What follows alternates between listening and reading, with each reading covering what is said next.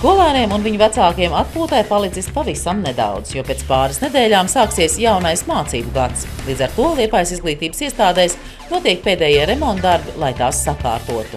Kopumā skolu remontiem no pašvaldības budžeta ir atvēlēta gandrīz 500 000 latu. Tie ir kapitāliem remontiem un skolu tekošiem remontiem. Un viena no lielākajiem darbiem notiek šeit 6. vidusskolā.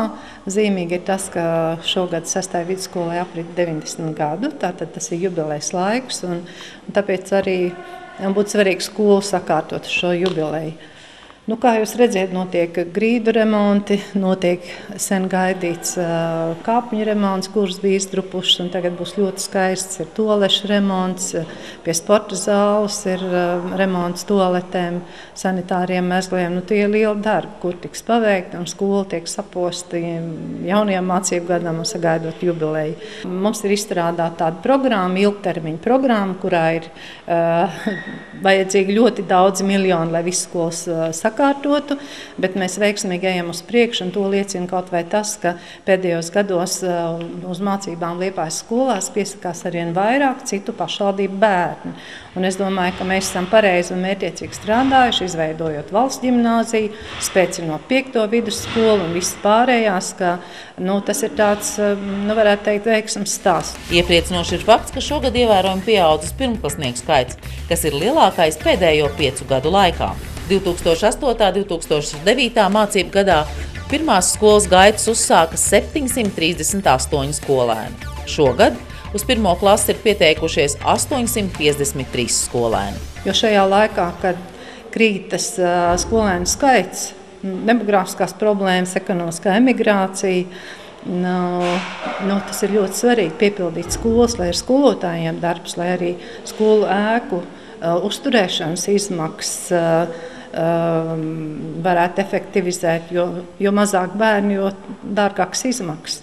Tā kā par to ir ļoti liels prieks. Tomēr situācija tik iepriecinoša nav vidusskolas klasēs, un atsevišķās skolās būs tikai viena klase. Skolnieku skaits visā Latvijā kopējais un īpaši 10. un 12. klasēs samazinās. Un, ja jūs dzirdējāt, ka 1. klasēs Latvijā kopumā un arī Liepājā skolnieku skaits ir pieaudzis, tad tieši 10. un 12. klasēs šobrīd ir tie gadi, kad skolnieku skaits samazinās.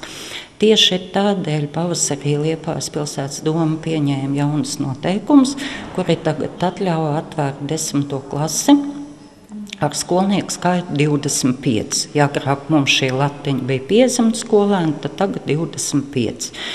Pēc tā skolnieku skaita, kas ir šobrīd jau pieteikti mūsu skolās, mēs redzam, ka 5. skola, valsts ģimnāzija 1. Faktiski skolnieku skaita ir saglabājuši 10.